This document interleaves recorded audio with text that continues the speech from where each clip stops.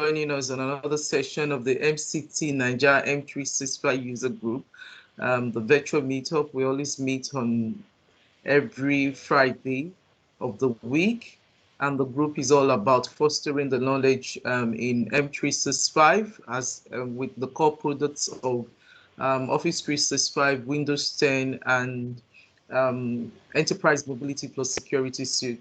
So with me on this call today is another wonderful speaker by the name Adewale Raji.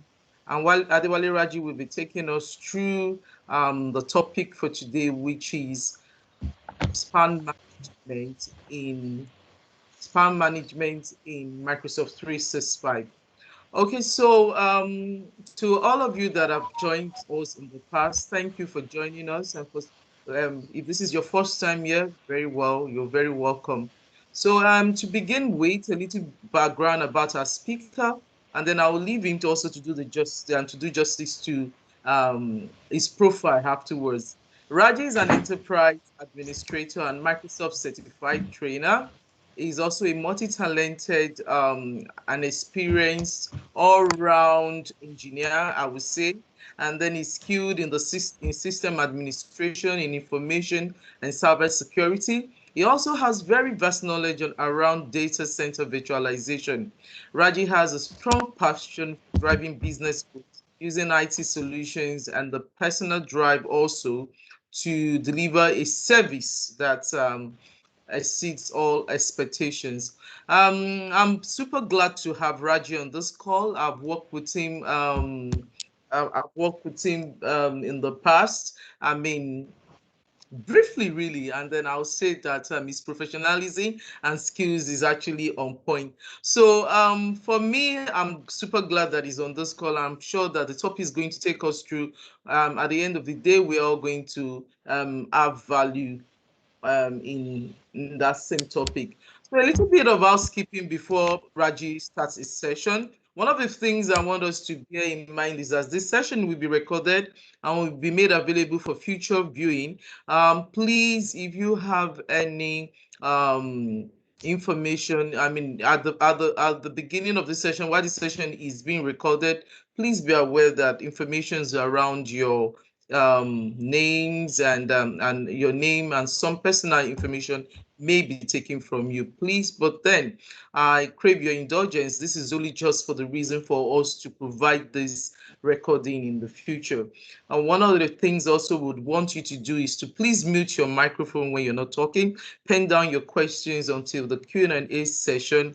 And also, if this is your first time here, please follow us on our Twitter and do at NGM365. Also, past recordings have been updated, have been uploaded to our YouTube channel. So subscribe to our YouTube channel, and then you can like and then subscribe so that you can keep up to date on all of our events. One of the other things I would like to say here is that this recording also will be made available and will be uploaded to the YouTube channel. We also value your feedback, and then would want you to tell us how we're doing. So the feedback form will be made available during this call. Please endeavor to help us fill it. So without wasting much of your time, and then giving the stage over to Raji Adewale as it takes us through this very interesting topic, how we can protect our environment with the spam management solution available for us in Microsoft 365. So over to you, Raji. Yeah, good afternoon, everyone. Like Jumoke said, my name is Adewale, but I prefer being called Raji. I don't know why. So I don't think I can introduce myself more than she has done.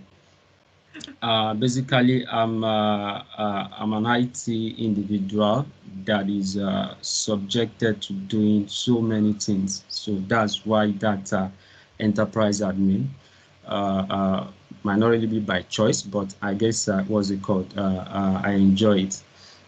So one of those areas that I actually manage presently is O365, and like I know, and that I know that majority of us can also tell, one of those things that would give an email administrator sleepless nights, a lot of query of why did I get it, or probably why didn't I get it, it's actually spam. So if you've been in that situation where you need to manage email systems in an enterprise environment, I believe you can always relate with that.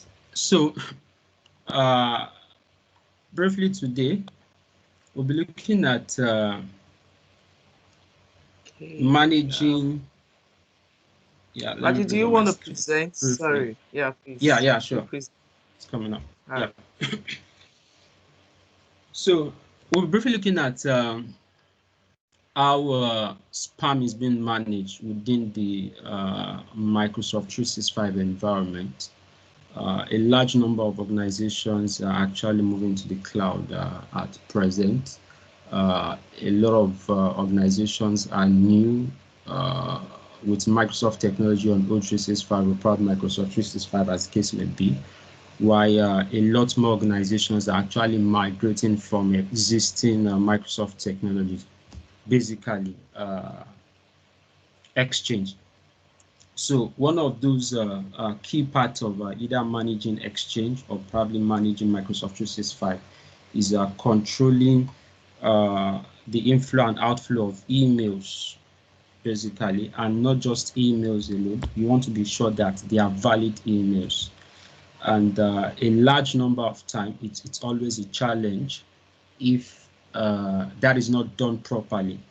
It's either team members are losing mails, or probably they are being inundated with a lot of unwanted mails, and you can imagine how much headache that might be causing you, the administrator. So today we look at majorly what are the categories of unwanted mails.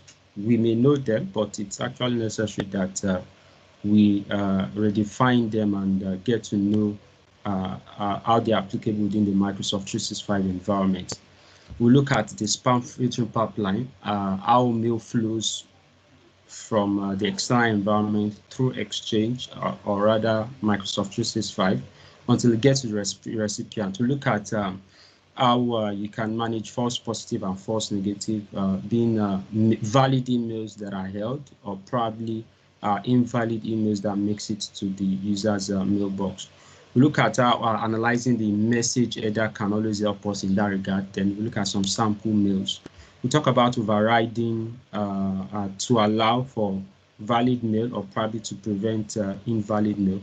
Then we look at how users can always manage this themselves. So to a large extent, for us that work within an environment where you have a large number of users, you'll be very glad if there are a bit of what you do that you can always delegate to users in the form of self-service.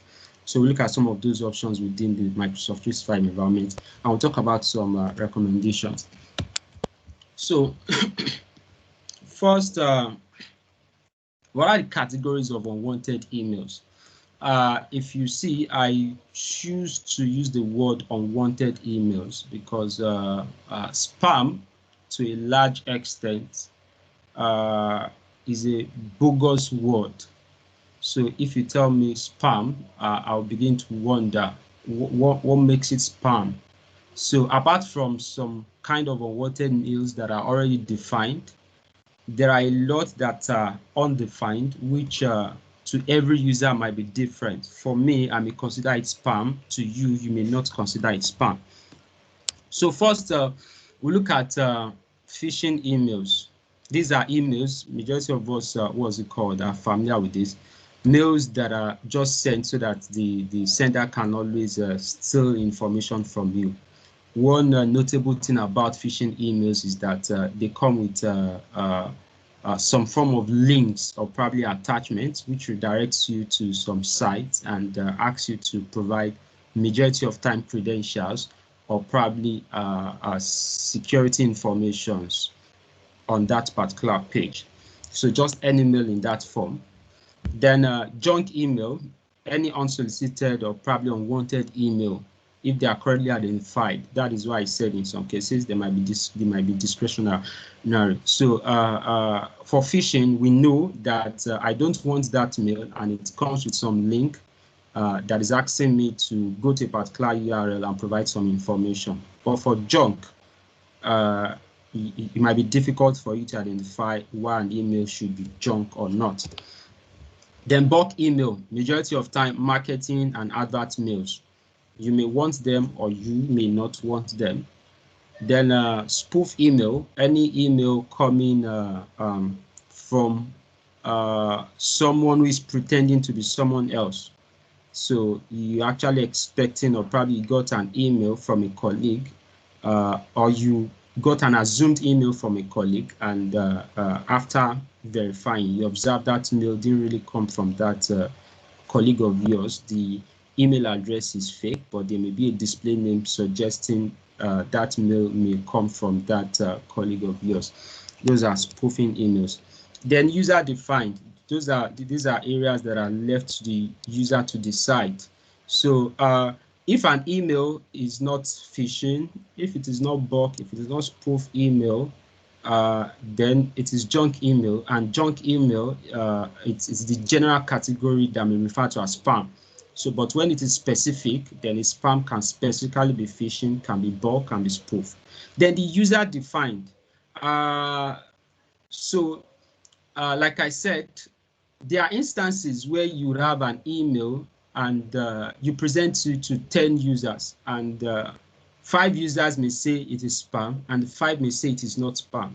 So the reason is that they have their reason for not wanting that email. So if you work in a very large environment where you have a lot of users getting emails, there will be cases where an email goes to a large number of the organization, and there'll be a request to say this is spam, please blacklist it, and you blacklist it centrally. And the next day, someone else calls you to say, I'm expecting so-so email and I didn't get it. It's the same mail from the same sender. But to user A, it is considered spam, and user B, they feel like, what's it called? It's an email they want or they desire. So also spam or probably unwanted mails can be left to discretion of the user to define or probably decide if it is spam or not. So how does Microsoft 365 treat every emails that comes in through the mail pipeline or the mail system? So first, an email is sent from an external user. There are different stages of filtering or probably checks or scan that is done by the Microsoft 365 email gateway system, which might be majorly EOP, Exchange Online Protection, or probably EOP plus ATP, which is now the Microsoft Defender for Office 365. So if you are subscribed to, say, maybe an E3 upward, your subscription may come with some form of ATP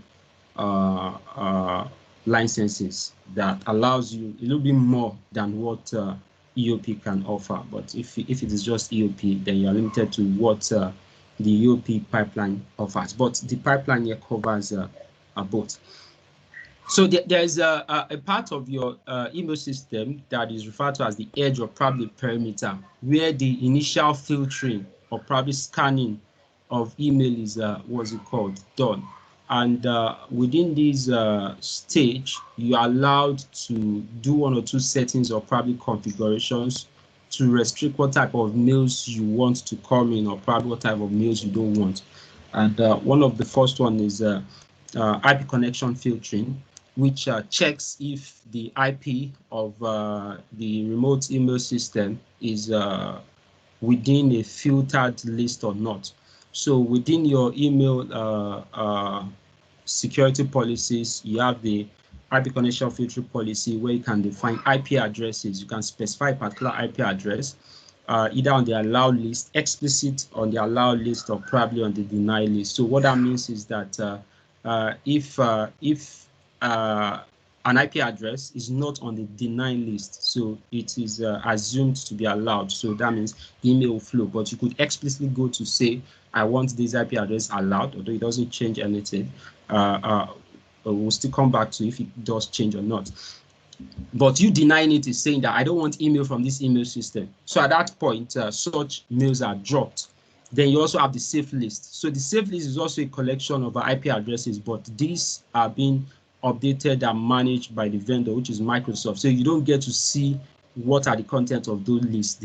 What's it called? It is enabled by default. You are just subscribed to it by default. So Microsoft also collects a large number of those IP addresses they've considered trusted, and they can add them to their safe list. So if an email is on the safe list, the email goes through. If an email is on the IP filter deny list, such email is dropped.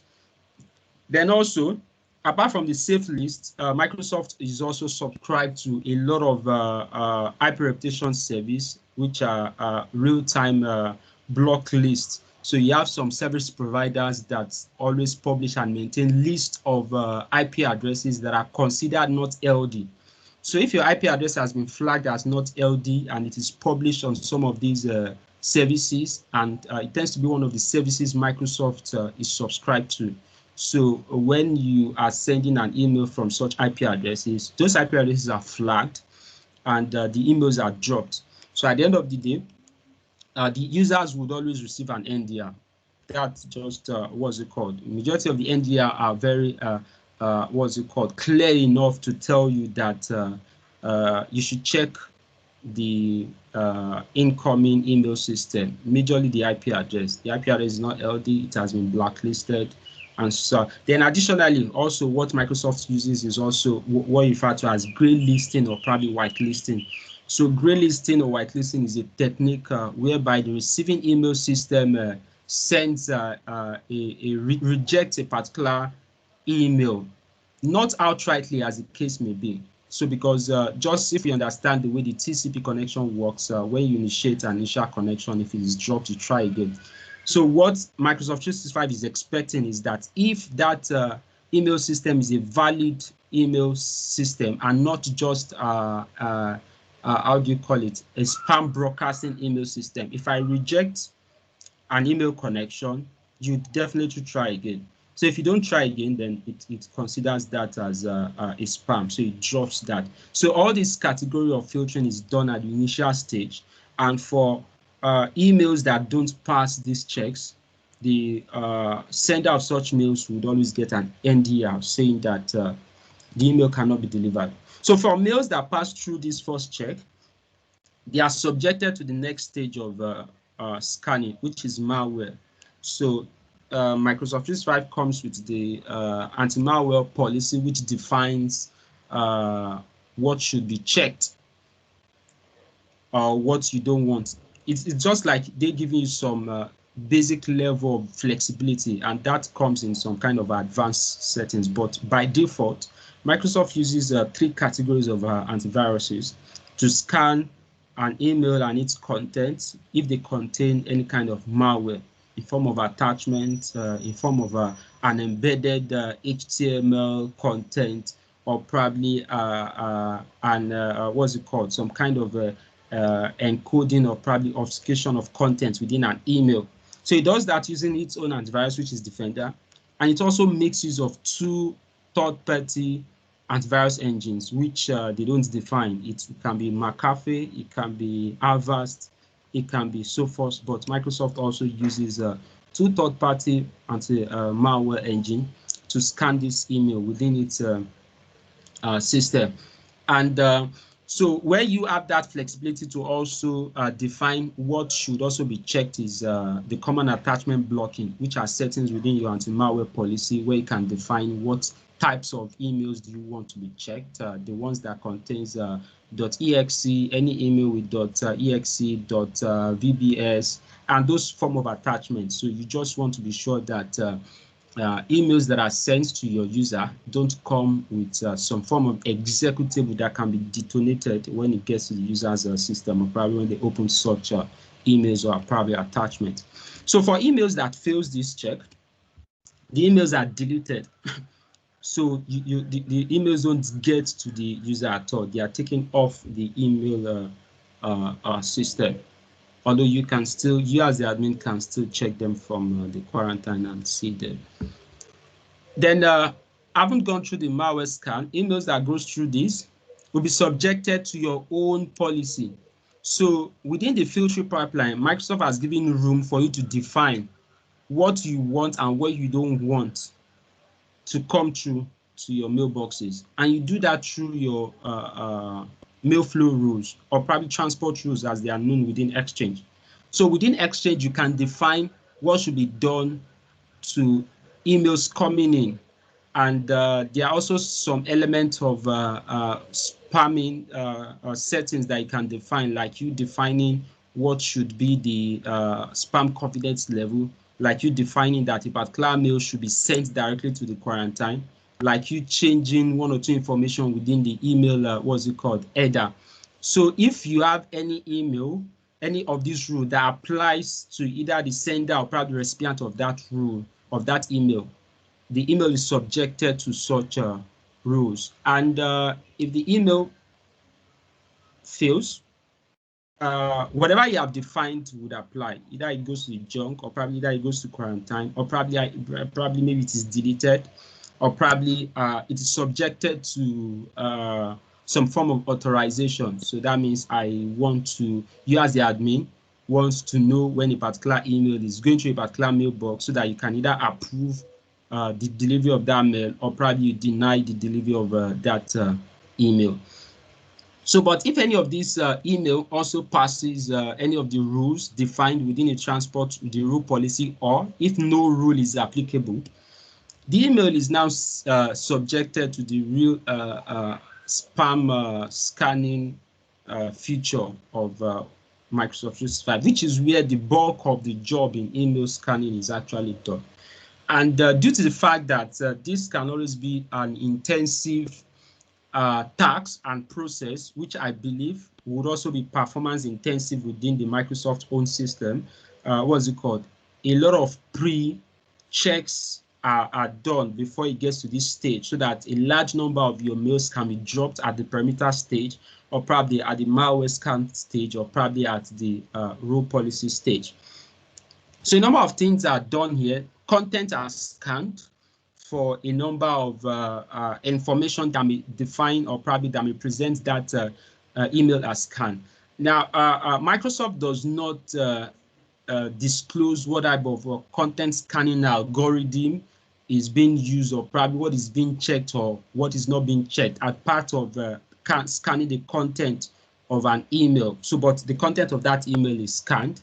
Then also, that email is also checked against your own sender and domain block, or probably allow list. So if you have got within your anti-spam policy, if you have populated some IP addresses, or probably rather some domain, you do IP address at the perimeter level, but you do domain and email addresses at the spam policy level, where you can block a particular email address or probably a domain. It also checks. Now, what that does is that if an email is allowed on that particular list, then it skips spam scanning. So the spam scanner just feels that, oh, this is allowed, so that means I don't need to scan it again, since you want email from that sender or probably from that domain.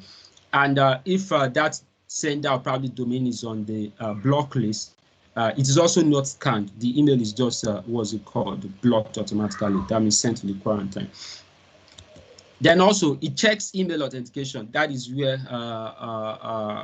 things like your SPF, your DMARC, and your DKIM are also checked, basically to authenticate that the sender of that email is actually legit. Someone is not spoofing. So majority of these applies to emails that might be classified as either phishing or probably spoofed emails. Then it also does a bulk mail filtering. So here also, it's within the bulk filtering, what Microsoft does is also confirm, they maintain a list of email addresses or probably domain names, and they subject them to health check based on if users had actually complained about receiving a bulk email which they don't want from that sender. So the categorization is based on, okay, you have received a bulk email from this. Did you complain? No. Did some people complain? Yes or no? Or did a large number of people complain? So if a large number of people complain, and Microsoft just specify that that email is blocked and it's unwanted, it's bulk and it is unwanted, because some bulk email can actually be wanted. So it classifies such email as bulk, and also either gets delivered to your junk or probably to the quarantine. Then Microsoft also allows you to specify regions from which you may not be willing to receive emails. So if I have no dealings with guys from Russia, guys from what's it called, from India, or probably guys from any of these Arabian countries, then I don't expect to see any mail written in some of those languages.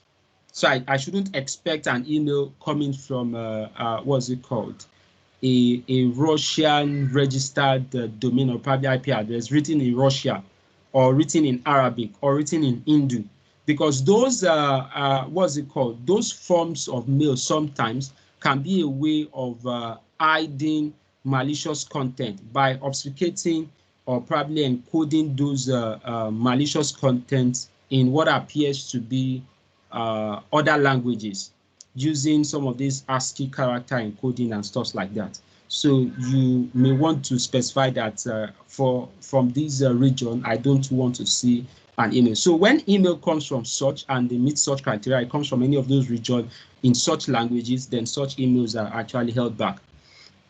Then you may also what's it called? It will also subject the email to spoof intelligence. Spoof intelligence are actually an outcome of email authentication, where it checks for SPF, checks for DMARC. Does it pass the DMARC? Does it specify an SPF record? Does it pass it? And stuff like that. So Microsoft actually goes further also to use its own form of email authentication system called Composite Authentication, where it doesn't just rely on SPF, DMARC, and DKIM records or probably settings. It uses a combination of other information to specify or probably to check if that email is spoofed or not. That falls under the spoof intelligence. They also have the advanced spam filtering. The advanced spam filtering here, you're allowed to specify if you want emails that come with some form of HTML embedded content, Flash embedded content, and stuff like that. Although Microsoft is actually taking this out as a separate setting which you can configure and make it a default offering within its spam settings. So you might not really need to change anything. Maybe either you enable or perhaps disable any of those settings. It doesn't really matter because it will eventually become part of the normal spam scan system. So for any of the emails that fails this check, depending on what is the verdict or probably what is the action you have specified, because within your spam filtering settings also, you're also allowed to specify what action should be taken on certain mails if they don't meet or probably meet certain conditions, like sending them to the junk or probably sending them to what's it called, quarantine. So depending on such, the outcome of this can subject the email to the junk or quarantine if the email does not pass. And if it does pass the check, then the next, if you are subscribed to Defender for O365, which was previously known as ATP, then the email is subjected to further checks like safe attachment. A further check is done, apart from the initial malware check that is done on every email. A further check is done on all attachments that is within that email. So Microsoft makes use of a sandbox system where the content of that email is actually opened and analyzed, and in some cases detonated. And if such attachment is found to be malicious, it is deleted or probably replaced by a text, or probably the mail itself is not delivered, depending on the setting that you have specified. And the same thing also goes to safe link. For safe link, all the link within such emails will be embedded with an email that takes you to some kind of captive portal where you are told that we have checked that this link actually redirects to a malicious site and you wouldn't be allowed to go to such what's it called, site. Then also you also have anti-phishing intelligence or probably setting, which checks for stuff like domain impersonation or probably user impersonation, which is also a form of spoofing technique used by attacker, where for instance, let's say My email address is adewale.raji@abc.com, which is my corporate email. Someone could go and register adewale.raji@gmail.com and use my display name as well. Gmail, to a large extent, is a legit email system. It's LD. You have no reason to blacklist or probably not receive any email coming from Gmail. So naturally, the email should deliver, and it would deliver if you don't have anything to guide against such. But basically, what the advanced and phishing system within the ATP does is to check for some protected users. So you can define some users as protected. So if my mailbox is defined as protected, what it does is that, is there any similarity in the email, or is there any similarity in display name such that the extended domain or probably the source is not actually from my corporate email? So for such email, they are flagged as phish and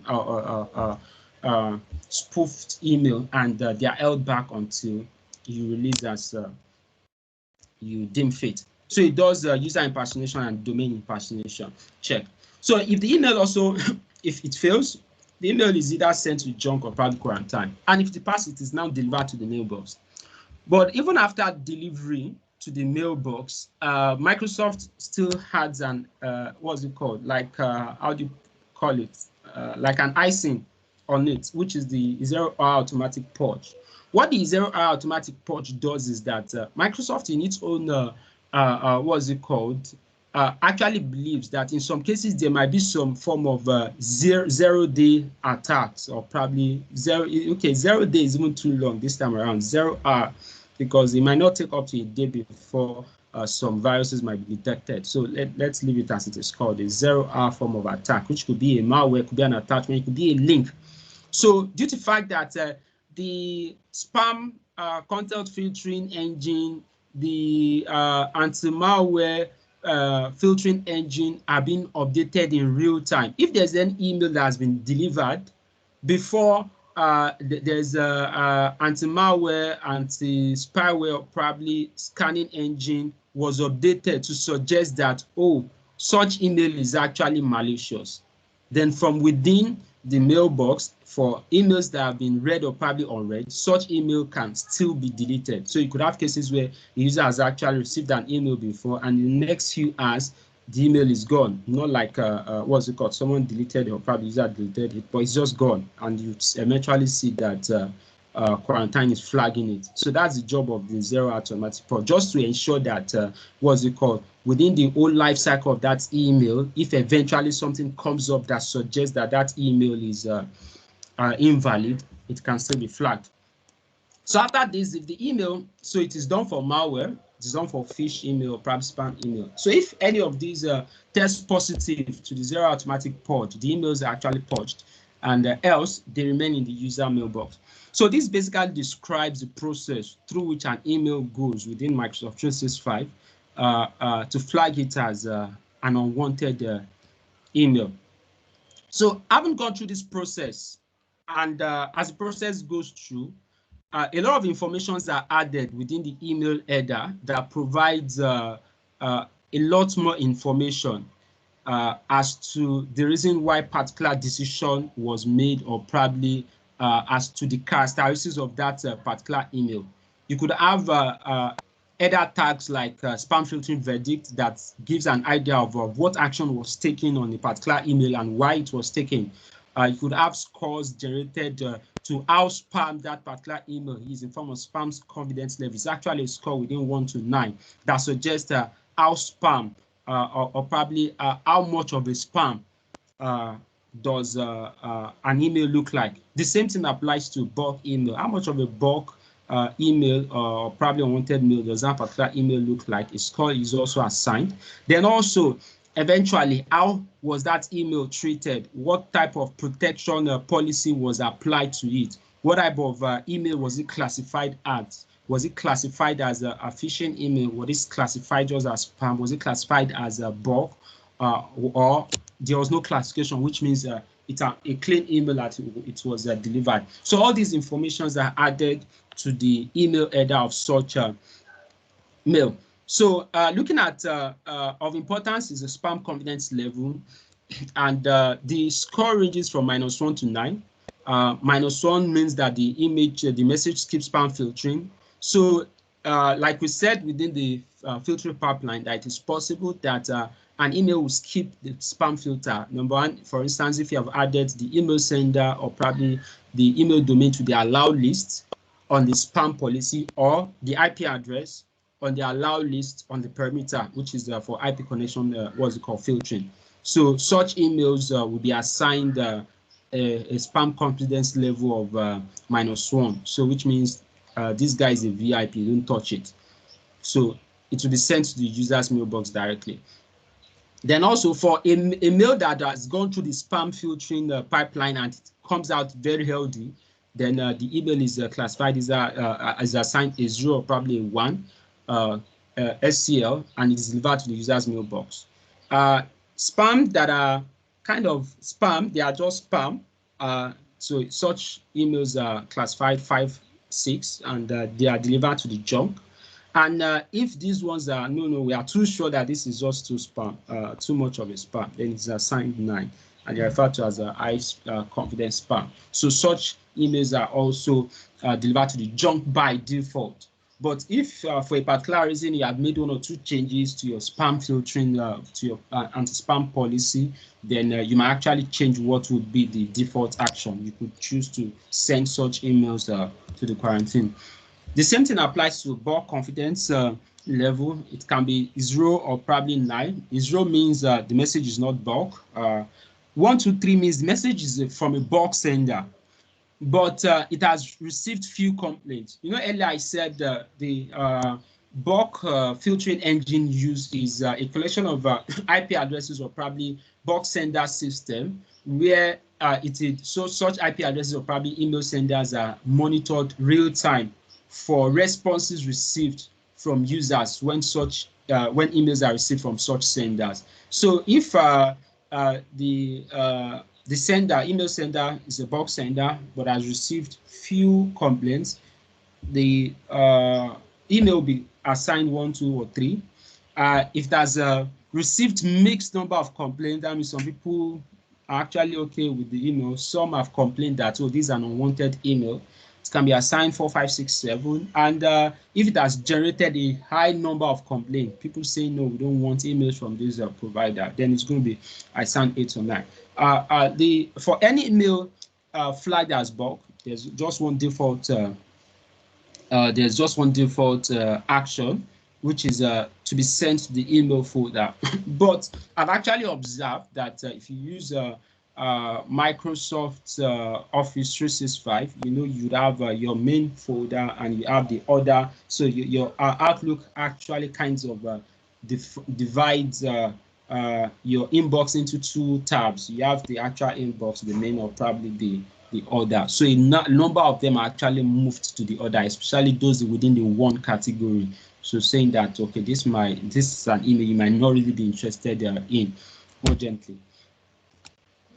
So apart from the spam confidence level and the bulk confidence level, also protection categories are also assigned. What the protection categories does is it defines what protection policy of all the policies available on Microsoft 365, which of the policies is applied to that particular email, and what classification, or probably how was that email classified? Was it classified as bulk? Was it classified as a phishing email and stuff like that? So a number of the classification tags used include bulk if it is bulk, DIMP if it is a domain impersonation, GIMP if it is a mailbox intelligence-based impersonation. If it is iPhishing, you get the iPhish. If it is iSpam, you have the HSPM. So all these tags, you find them within the header, and they actually gives you a lot more information about how a particular email was treated. You have the malware, phishing, spam, spoof, user impersonation, anti-malware, and safe attachment.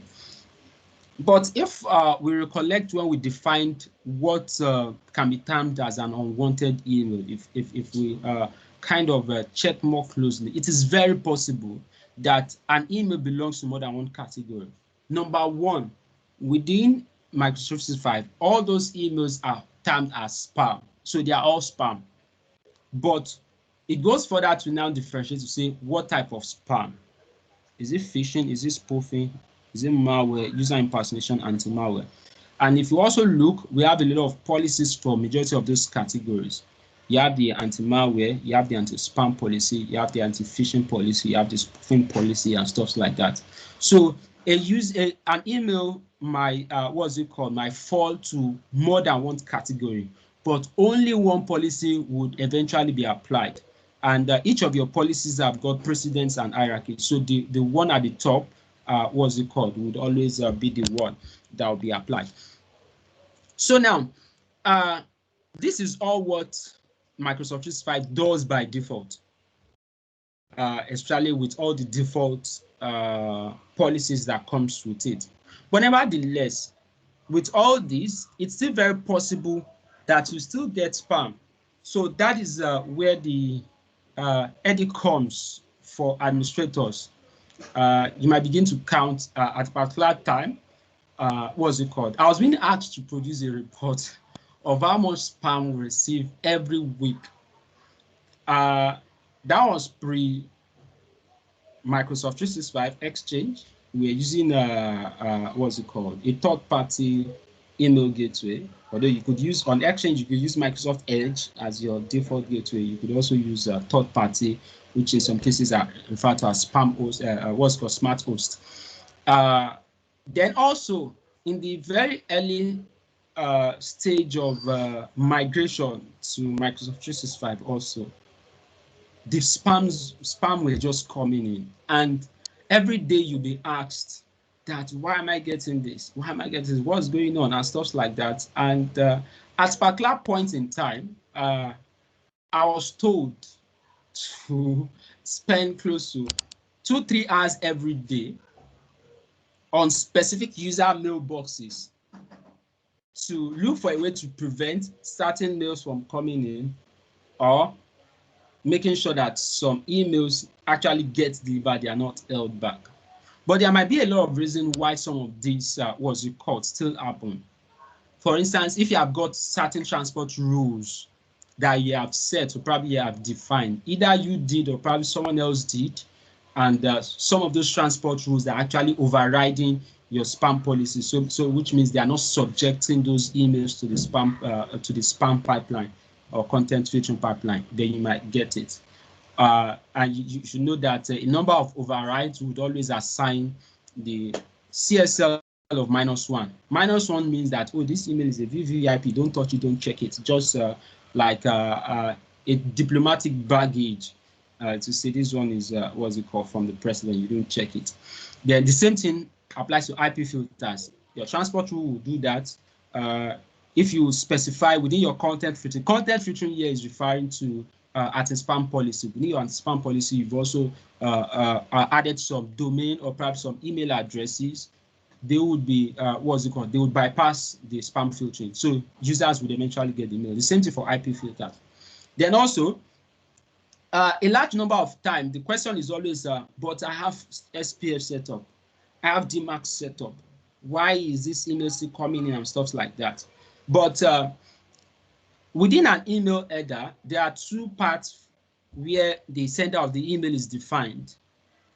You have the envelope and also you have the email header. So the envelope is actually the information obtained from the actual email system. So let's say your email server or perhaps the email gateway of the sender. The information of that is specified within the email envelope in a tag referred to as the mail from. While the email address of the user, the actual user or perhaps the mailbox sending the email, is also specified within the email header, which is what's it called, from. So a large number of time, both of them might not be the same, but it's in common sense they should be the same.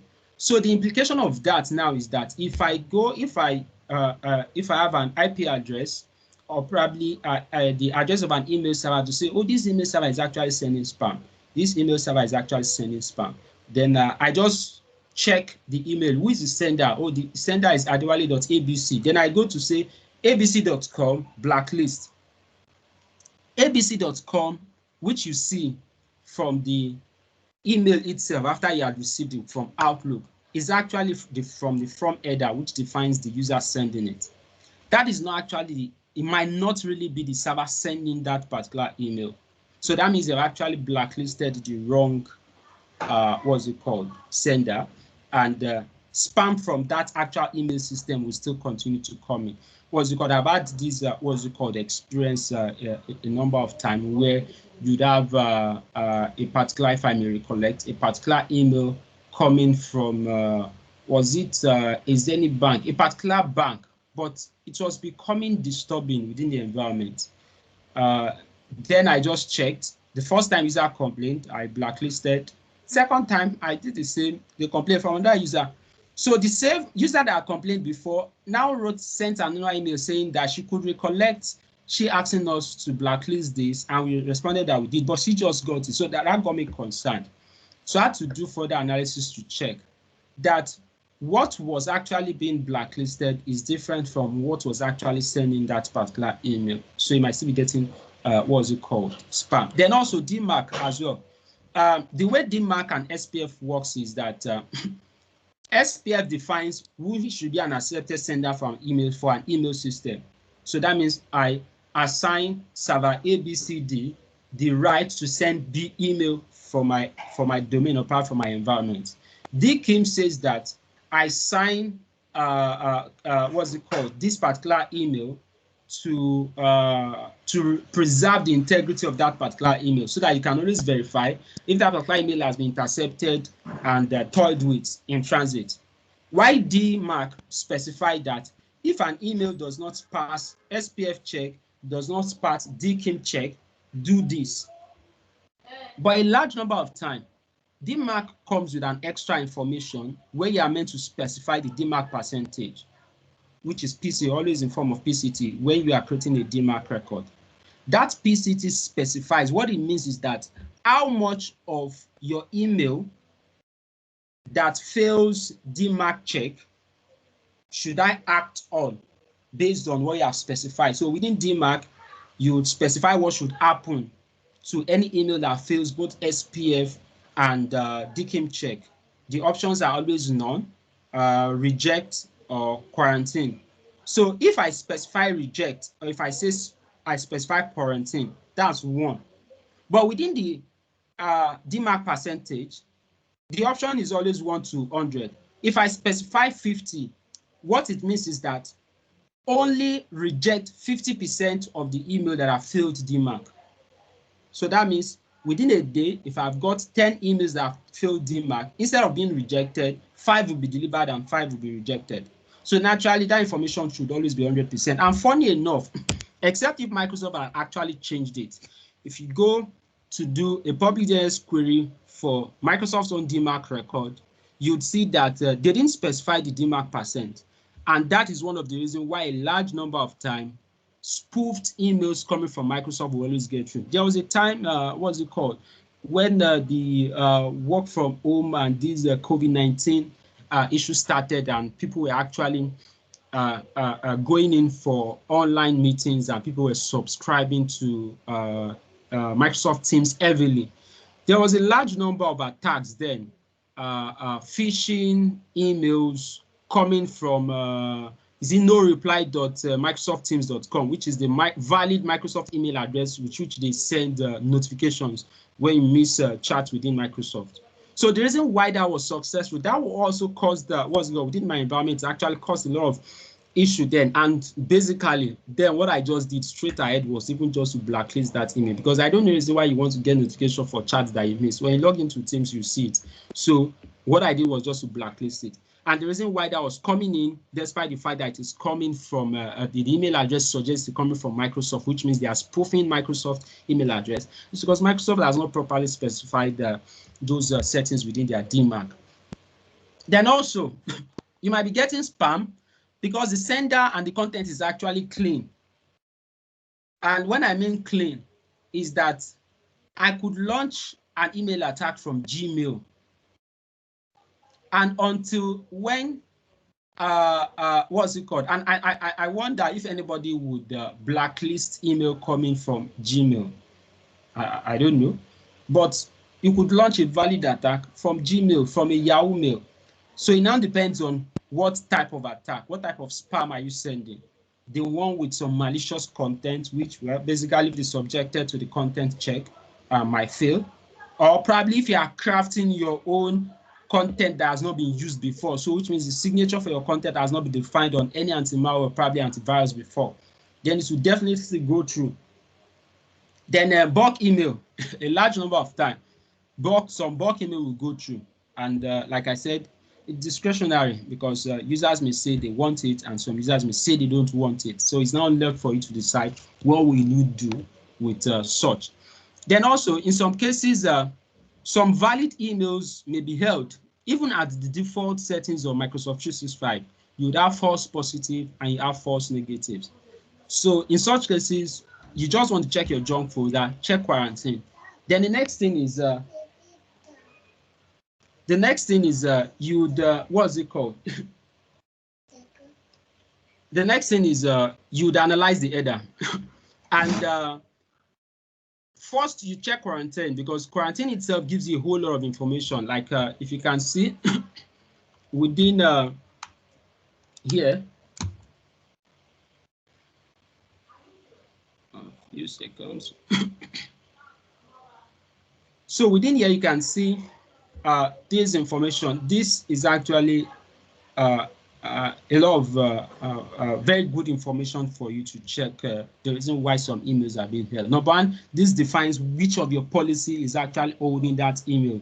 And also this gives you the reason. And this reason is what is specified in the header of that email during the spam, what's it called, verification or probably validation check. So the next thing is you may want to download such emails from here, especially if you don't want to, so naturally you don't want to release them. You either download or probably directly check the header from within quarantine itself. So those are some of the things you can do with what's it called, valid emails that are held. Then the next thing, we want to create an override. But creating an override, which is an exception, which basically means you tweaking your policies or probably creating additional policies to give room for either false positive or probably false negative.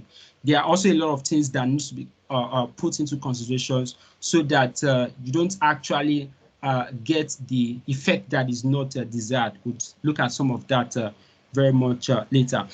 Now, starting with analyzing the header, like we said, a lot of information that entered into the header of every email that passes through the email filtering system. And some of those emails are placed in 3 different categories. Some of those informations are placed in 3 different categories within the header. You have the extra front and spam report that contains information about the message and how it was processed. You also have the Microsoft anti-spam field, which contains additional information about if the email is bulk or probably it's an phishing email. Then also the last email, which contains authentication information, if that particular email passed ticking, SPF or DMARC, or probably the Microsoft own composite authentication check. So some of this information, there are actually a lot of them, but due to the fact that we would look at some sample emails and would cross-check them, it's actually necessary that we look at some of this. So some of those informations added within the header includes the IP address of the sending system, and also it will check if the message was allowed through the spam filter because the IP address was on the allowed list. So it's going to specify if that IP address is on the allowed list, if that IP address, has any reputation issues. So because that will be checked also. It would also check the country from which that email is being sent and also the language. This is helpful in cases where you have actually specified or probably where you have actually configured the international spam setting within your anti-spam filtering. Then also, it would inspect the content and tag the email with either of the 2. Spam, if that email was found to be spam after checking the content, or not spam, if that email is actually clean. Then also, it will also check if that if the sender is on any filter, either an allow or probably a block list, then it will tag it with any of these 2. It will give it an SKA. That means if that particular email, if that particular sender or probably domain is on any allowed list. And if it assigns this SKA, automatically it keeps the content filtering. So it doesn't subject that email to any kind of spam check again. Then it will be SKB if that email is spam because it is on the block list. So if any email is on the block list, it is SKB. And that also is not subjected to any filter again. Immediately the email is just sent to the quarantine. Then also, if the user has configured any safe sender within their own mailbox also, it will also check that, and it will assign SFE, what's it called, if that email is actually on the recipient safe sender. And if the email is on the recipient safe sender on Outlook, then filtering is also skipped. Then also, BLK, the email will be blocked if that sender is on the blocked sender list. Then the same thing, skipping spam filtering for several reasons. It could be because it will be marked as SKM if the message is not spam, but because we have some kind of filtering rule or private transport rule, that email is what's it called, allowed. Then also you have the SKI if that email skipped any kind of filtering because it is from someone within your organization. So in some cases, you could have cases where emails within organizations is also being subjected to spam check, especially what's it called within intra organization spam check. So such email may actually skip filtering because it is an internal email. Then also, if the email is held on the quarantine and you eventually release it, it will tag it with SKQ. If the email was forced to be a spam, either by a transport rule, so you have created a transport rule that receives mail from a particular sender or private domain and assigns it a spam confidence value of, say, 9, then that means you are forcing that email to be spam. You don't really want to know whatever will be the verdict from the email content filtering system. You just want to make it spam. So it will assign it an SK, what's it called, SKS. Then also, for an email that has no any other action performed on it, it just comes clean as spam, then it will be tagged with SPM. And if it comes through as bulk also, it will be tagged with BLK. So that will mean if the email has what's it called, a spam confidence of let's say 3 and above, or probably bulk what's it called, confidence of I guess 3 and above. So these are some of the informations that you would check within your header when you are trying to analyze reason for false positive or probably false negatives, because it gives you basic information of how that particular email was treated and why certain actions were, what's it called, were carried on it. So any question so far?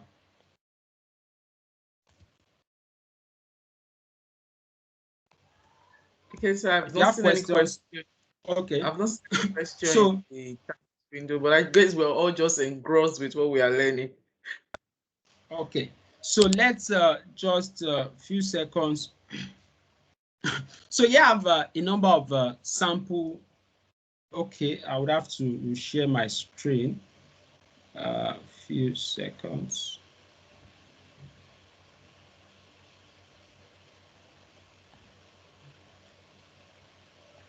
Okay.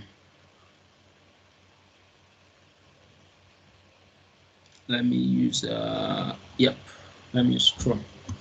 So a number of us would be familiar with message header analyzer. It's a very handy tool when it comes to troubleshooting email issues, either email delivery issues or probably spam email issues. So basically, you are looking at all those informations injected into the email header that will give you an overview of why a particular situation is what it is, basically. So for emails, when maybe a user complains about false positive or probably a false negative, some of those things you want to first of all check. If a user had complained of not receiving certain emails, you want to first of all check their junk, and having checked their junk, you also want to check your quarantine. And the same thing also, if a user had complained that a particular email was delivered, basically for that you just want to, is that you ask the user to share a sample of that particular email, or basically you just add to your transport message tracing system where you can always pick up the header. But the target of our bottom line is that you want to lay hands on the header of that particular email, and you add to the message and analyzer.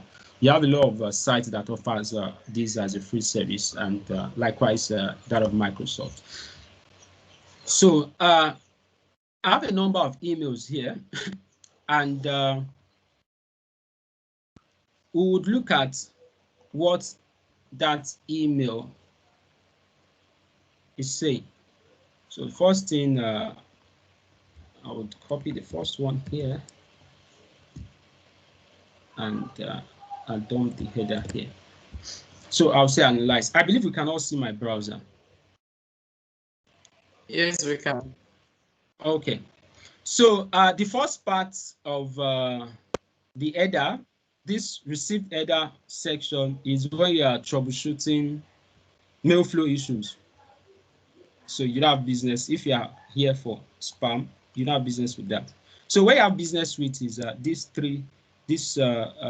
two sections primarily. You have the forefront as spam header, and you have the Microsoft and spam header. So first you can see the country or region, the language, and you can see, first instance, you can see this guy has a spam confidence level of 9. So seeing this, you'd know that this email has been flagged as spam. But the question will now be why? Why is it spam? And if you look at the spam filtering verdict that we just saw on the slide earlier, this is tagged as a SPM, which means it is flagged as spam. Then the next thing you want to check, if we remember and we go back to the slide where we talked about the protection category, where you'd see something like H-Fish, H-Spam, AMP, malware, and stuff like that, which are the classification for that particular email, and possibly also which of those spam protection policies we applied. So for this guy is actually a spam. It has a spam confidence of 9, and it is flagged as AMP. And if we go back to the slide, AMP here suggests that that email is anti-malware. So now let me, so that we can see both at the same time, let me just share the whole of my desktop, because we need to go back and reference one or two things. So just a few seconds. So here we can see that AMP is anti-malware, which is ZAP. So which means this email was initially delivered and now taken off because ZAP acted on it. So these are those information specified within that category that tells you that, okay, this email is spam, but why? Or probably what type of spam? What happened? What went wrong? So that's where you see there. Let me go back to the browser.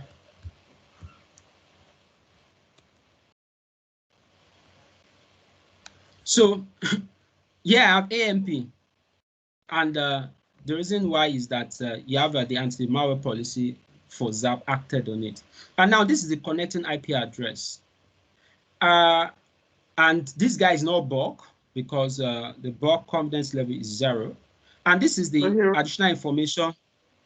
Raji, yeah. Sorry, yes, I can hear you. Stop you. We're just seeing your PowerPoint, so we're not seeing. Yeah. Okay. Sorry. Let me come back here. Desktop here. So can we see this now? Very well, yeah. Okay. So like I said earlier, we can see the region, the language, the spam confidence level, what's it called? We can see the spam filtering verdict, and we also the IP filter verdict. This basically means that it is not listed on your IP connection filtering, so which means it is not on an allowed list or probably on a deny list. So it's actually flagged as spam, and it's flagged as spam because ZAP acted on it. It is classified as an anti-malware policy. However, other information also suggests that this guy is not bulk. There are no complaints from that. But also, more information is this, where you have the authentication result. This field SPF, and it passed DKIM, and composite authentication field, and reason is this. Now, this is also a very valid, a very useful information. But it's the volume of those informations there and what they relate to. I can add it to the slide, but let's do something. Either spam header. Okay. So Microsoft had actually published some of these informations that can give you an overview. So these are those spam, filtering verdict.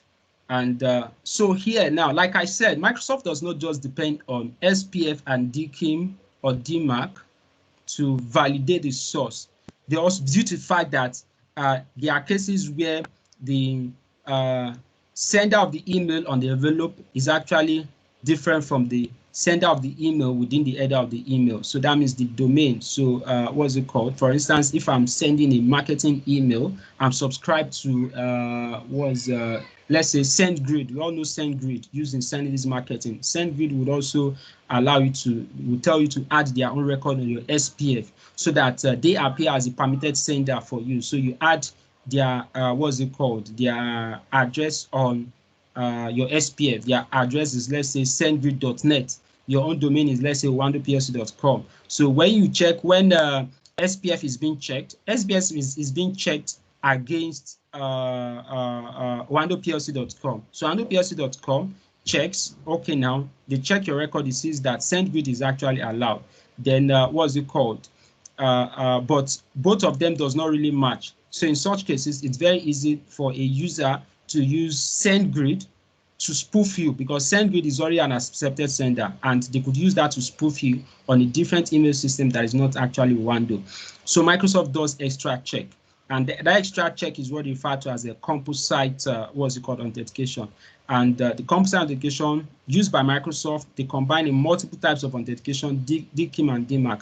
And either the fact that a sender does not have SPF, DKIM, or DMARC, Microsoft does not necessarily flag that particular email as spoof. So the email must pass its own check, and its own check is what is done within this part here, this composite field. So if a sender fails Microsoft composite check, Microsoft will give you a reason why it is failing it. Although a large number of times, if a decision is made on this composite check, then the reason for flagging that email as spam majority of time would always be spoofing. So some of those reasons will be the message failed explicit authentication. So that means it failed both SPF, DKIM, and DMARC. Then 01 here, the message failed implicit authentication, means that the sending domain did not have email authentication record published, or if they did, it has a very weak policy.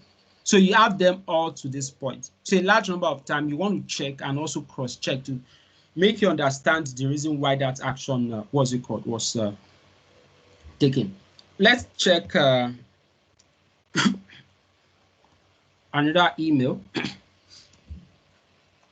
So I don't know, a large number of us will be familiar with this email.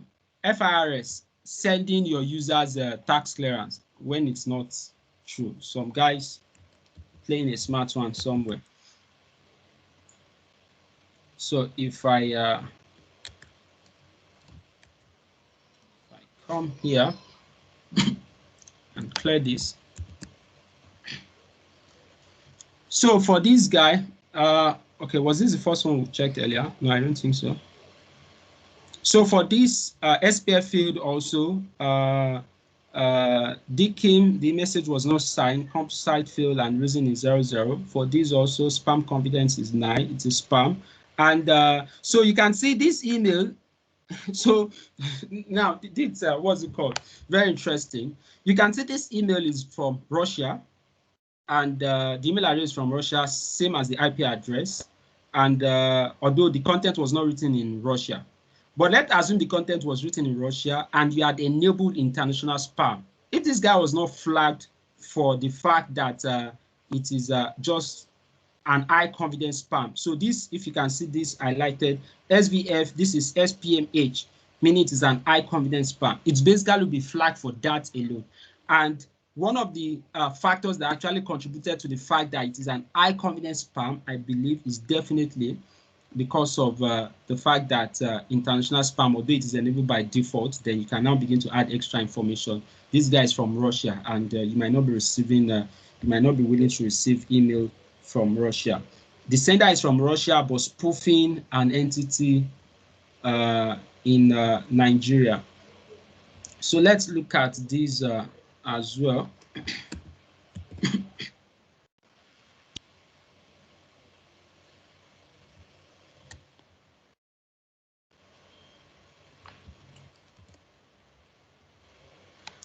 So this guy is also spam, but this guy was classified as iFish, spam policy category. This is what's it called, high confidence fish, and you can also see that what's it called here as well.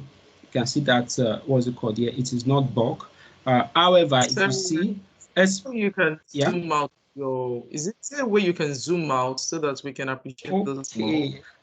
Maybe zoom out your Okay. Sorry, my screen is 4K and coming very small. Okay. Yes, I think we can see some here. Okay, sorry. Okay, how about now? Very well, okay. Very well. So, like I was saying, this is an high confidence phishing, what's it called? Email. It is flagged here. It is also spam. This guy is not listed on any filter. It has a spam confidence, what's it called, of 9. But why is this email flagged as phish? If we come back to that email itself, I still have it opened. Come back here. This is the email. It contains some kind of malicious link here.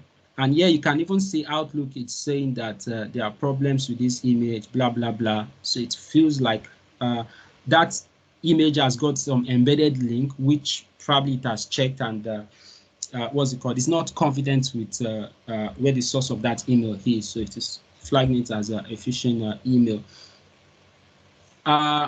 This also, if we quickly do a check of this,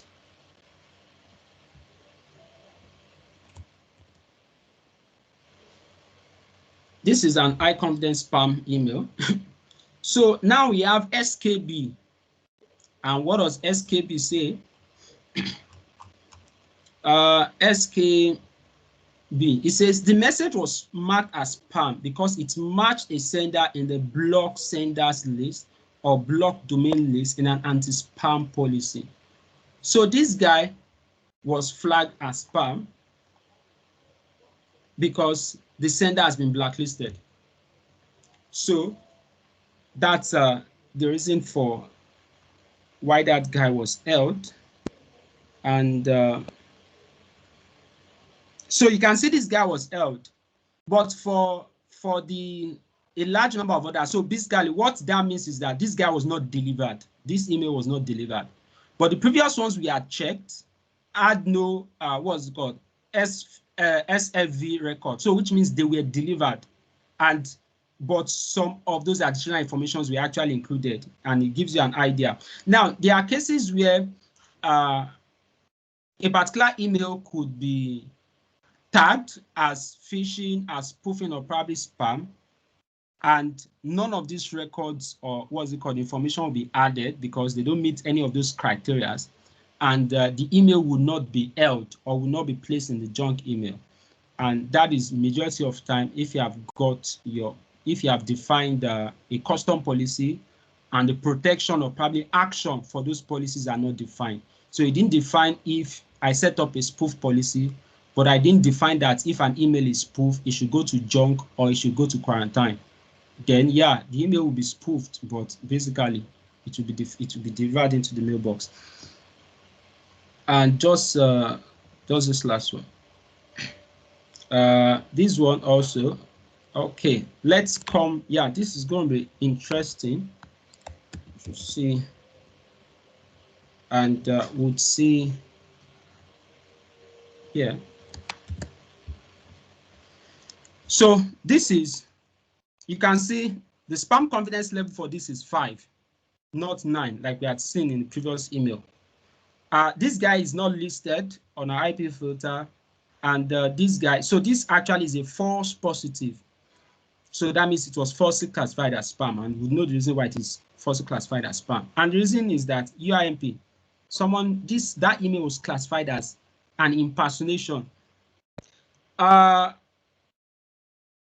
the reason why it was, I will just tell us the reason why it was classified as impersonation, what's it called, why trying to limit the, what's it called, exposing the content of that particular email, is that within the environment where this email was taken as a sample, you have a user named a.abc.com. That same user has an email on Yahoo named a.yahoo.com. So, if I come here, so I have a.abc.com and I have a.yahoo.com. And this ABC is the corporate email. Yahoo is the personal valid email of that particular user. So this user was enabled for what's it called, spoof intelligence, which is part of your ATP. If you have ATP, you can define some mailboxes as high-profile mailboxes that should be monitored for what's it called, spoofing. So the user himself used this Yahoo email address to send an email to user k.abc.com, and EOP flagged it. This is why EOP flagged it, is that he's seeing it like, okay, now the name AA is similar. Within the display name of the email address, the names are also similar. So it assumes that someone is trying to spoof a.abc.com from a Yahoo account. Although that is what's it called, also a false positive. But however, if such what's it called, protection policy is not in place, that means it is very easy. You can imagine someone creating spoofing the email address of let's say the director or probably a manager within the organization on Gmail, and using that to send an email to the treasurer, who is not always very observant, and from the display name is just saying Mr. Omotunde Ogunshakin, please, what's it called, quickly do a transfer of so amount to this account number ASAP, I'm waiting. And the, what's it called, madam, probably working under pressure, oh, Oga to say, let me do this fast. And you can imagine, what's it called, that would have been a very successful attack. So these are some of the informations you check within email header when you are trying to figure out why an email was delivered, or probably why the email was not delivered, when it has to do with what's it called, with spam. So going back to the slide. So Raji, we have like few minutes left, like 5 minutes for us to round up. Let me begin. Sorry. Yeah, so let me just quickly. So now, having determined the validated reason why an email is what it is, what can you do? What's it called? The next thing is to think of how you can create exceptions and build overrides. You may want to create exceptions if you don't agree with the default settings within Microsoft's own default policies. If you want to ensure that users receive all emails from trusted senders, and also if you want to block emails from unwanted email senders. So what you can do is create safe sender list, or probably create block senders list. So safe senders list is when there's a need for you to, what's it called, allow an email that has been flagged what can you do? Although we've seen some of those things that we can do, but what's the most recommended approach so that we don't do it and still expose our system?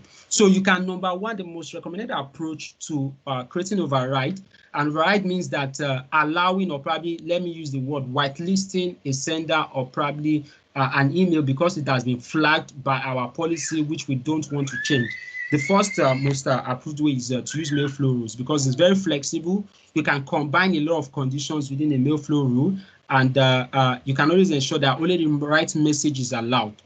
If you don't use that, you can use safe senders, Outlook safe sender. Outlook safe sender allows users on their own to add certain email senders or probably domain to their safe sender. Those information is stored on the user's own mailbox and it applies to user alone. So which is if a user A adds tunde@gmail.com to their safe sender, if Tunde had previously been flagged as a spammer, mails from Tunde will be delivered to user A, but will not be delivered to user B within the same environment because that information is not available to the user B. So exceptions for specific user, but we should note that when you exempt or create exception, depending on how you create it, you are actually exposing some bit of your email system the more, because all exception would override the context filtering system. So which means that when such an email is on the allowed list, EOP would not bother to filter or probably check the mail again.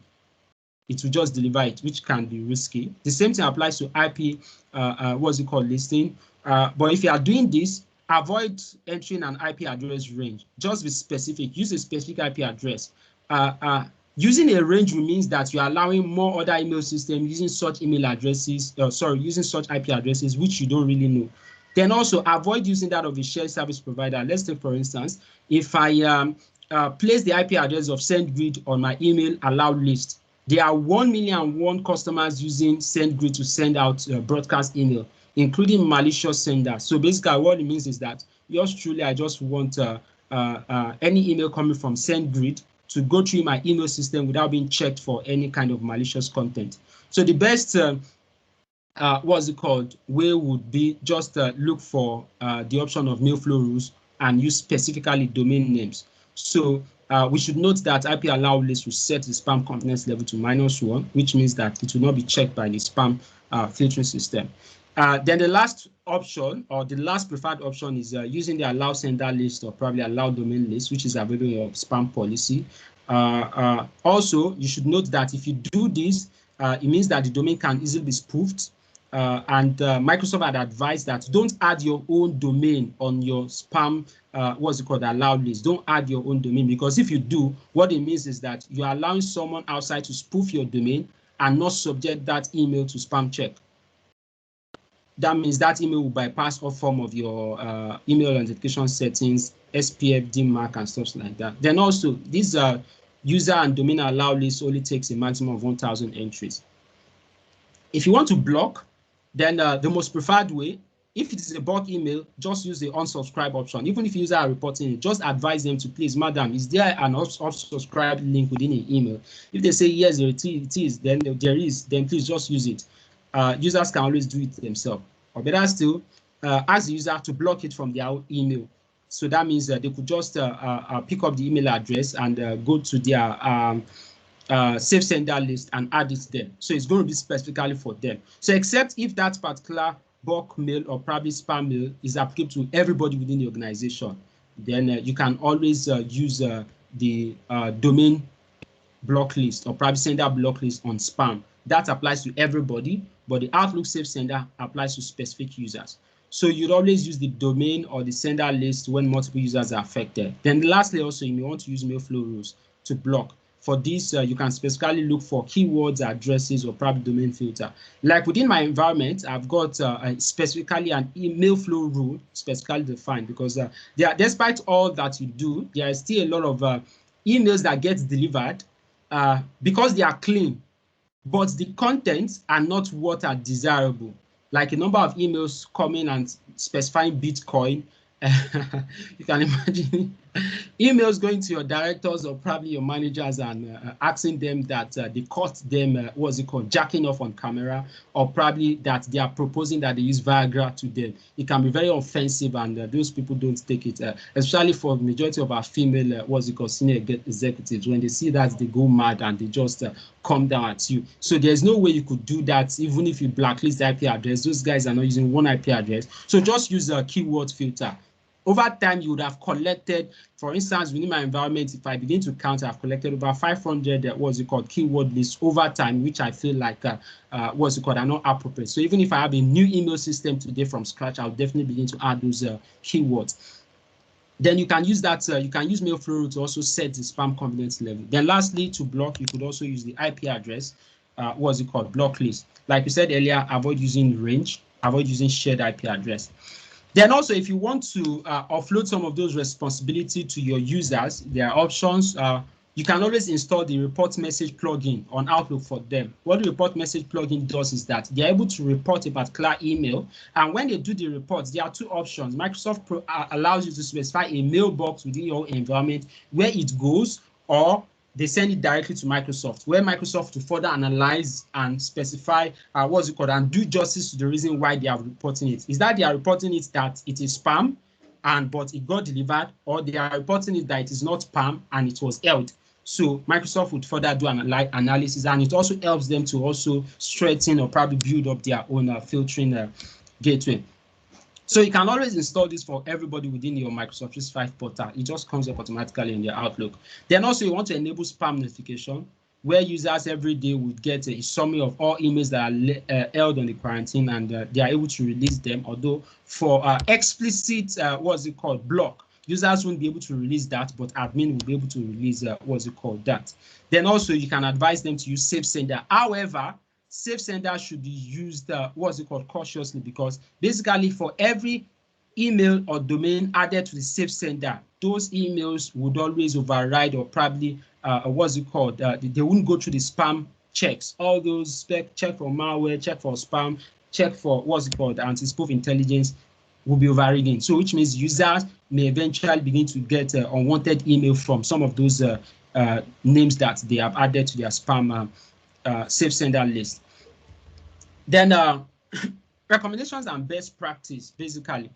Like I said earlier, never add your own accepted domains to your own allowed list. If you do, what you are saying is that anybody can spoof your domain, and that is one of the, what's it called, that is one of the issues in a large number of environments which I've seen. So maybe they have email system outside their environment that sends email on their behalf. We know some of these stuffs, like banks would have email system that send notifications for them. You would have what's it called, maybe what do you call it, issue management systems that you want to send email as your environment. You have created an email address, but due to the fact that an email from your domain is coming from the edge externally, it would always block it. You don't, because of that, go and add your own domain on your allow list. No, what you can always do is add that particular email to the allow spoof within your, what's it called, the section within your spoof intelligence, where you can allow certain email addresses to be spoofed, and that will be service email addresses which you use, but don't add your domain. Adding your domain will further expose you. Then also, if you are using layers of email protection system, always ensure that edge Exchange Online Protection is at the edge. That means it's the first one. So maybe I'm using Exchange Online Protection. I'm also subscribed to what do you call this? What's it called? Solution. Mindcast or Mimecast? What's it called? I've seen them before. Then maybe you're also using, exactly. You're also using FortiGate. Exactly, Fortinet. Yeah. You want to use the three of them at the same time. Then what's it called? You might preferably want to use Exchange as the first one. Using Exchange as the first one would mean that Exchange is at the edge, and it is the Exchange information that will be published as your MS record. So that ensures that you enjoy all the old information. So every email going out of Exchange is what is now subjected to further check on the second layer, which will be your Mimecast or probably your Fortinet. Then also, this would always happen maybe during migration, and majority of time it will be left. maybe you are currently on Exchange and you are using a different email gateway which has been published as your MX record. Now you are working on Exchange, or on Exchange, you are migrating to Exchange Online, or you have bought EOP as a separate solution which you want to use, and you are at the point of doing a cut over. So majority of time, the approach would always be that you add both MS record, you add Exchange, while your existing MS record will still be there. Then you make Exchange your, what's it called? You make Exchange, you give it a lower priority. You know, MS record will always work according to priority. So if you do that, at that point in time, you are not really using EOP, because what will be used will be that guy with the primary MS record. And also, if you are doing, if you, what's it called? If you have done the cut over, always take off and shut down the old smart host or private email gateway. The reason is that if you don't do that, even if it is, let's assume you took off the MS record or you just made it gave it a lower priority, attackers who are very familiar, probably if they've been able to make their way through your email system using the old record, and now they see that your MS record is now O365. Primarily, if they send email without being intentional about it, then the email should go to EOP and EOP should do the check. But if they've seen that you still have an MS record from a different email, from an email gateway, they could direct their email directly to it. So that means I can specify which of your email gateway should undo my mails. So I can use that to avoid your, what's it called, your EOP. So the best thing would be that you take it off and you don't make it, what's it called, visible. Then also always set up your email authentication properly. That is your DMARC, your DKIM, and what's it called, your SPF. Define all SPF appropriately. Make sure that your DMARC policy is complete. We have specified that email should be quarantined or it should be rejected. Make sure that your DMARC percentage is 100%, else only part of the emails will be rejected. And I guess, what's it called? That is that. So if we have experiences, we can share success stories. Email management, spam management is not the same everywhere. So it will be nice to hear from you guys also what you do within your environment, what you have experienced. And if you have questions, I'll be ready to take them now. Thank you. Thank you so much, Raji. I'm telling you, this is, man, this is very insightful for me.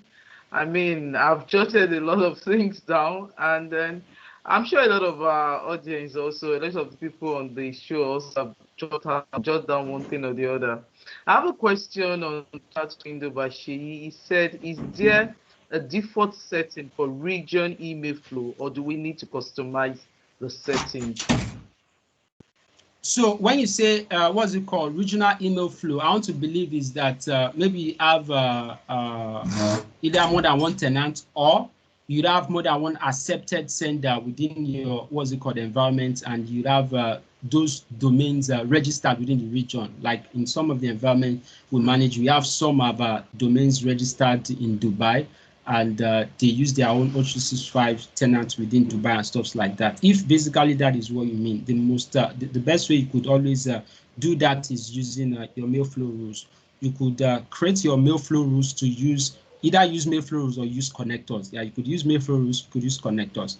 Connectors, you are able to define explicitly which email gateway to handle that. So if I want any email going to the Dubai region, I want the email, the EOP system for the Dubai tenant to undo it, then I'll just send it directly. So it doesn't even need to go to the internet for email routing. It just go directly to the Dubai. So if that is what you mean, yeah, it is possible for you to do that using your, what's it called, connectors, and also your Mayflow rules.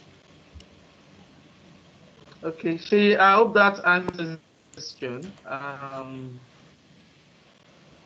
Okay.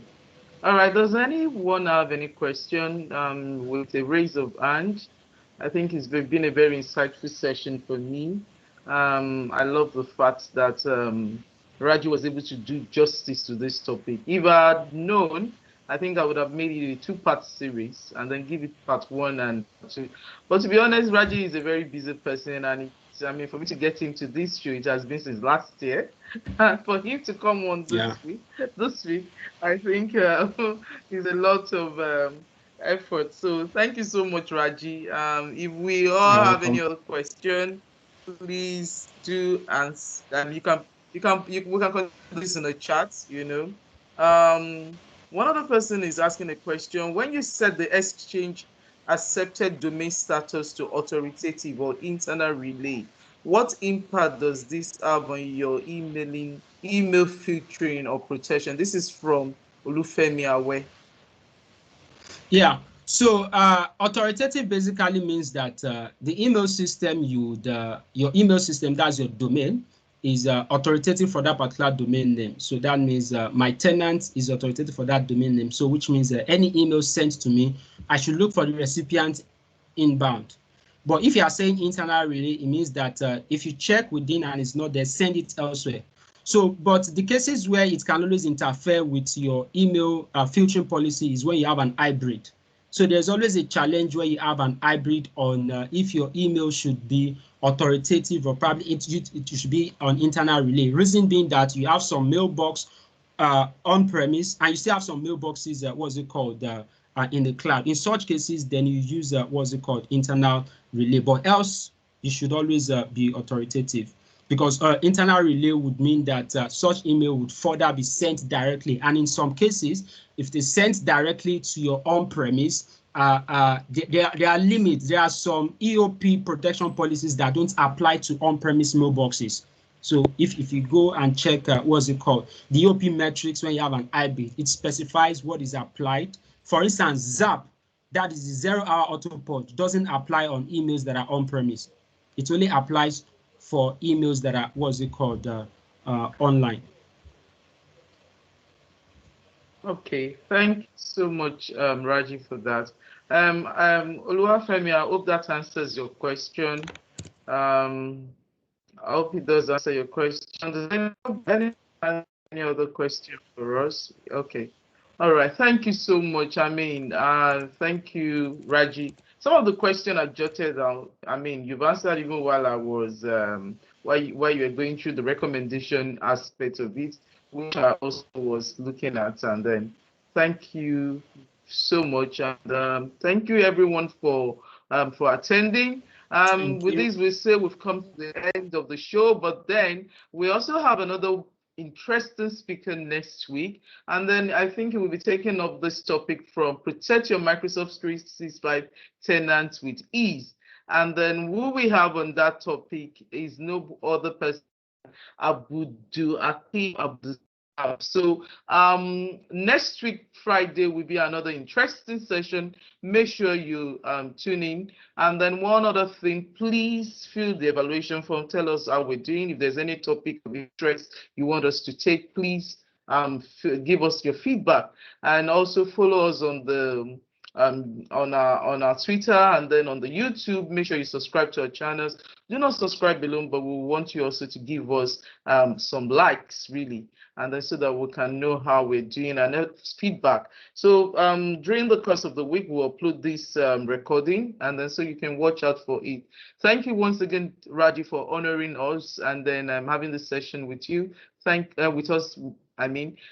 you everyone for taking our time to attend. With this, I want to say have a very wonderful weekend ahead. Thank you. Bye, everyone.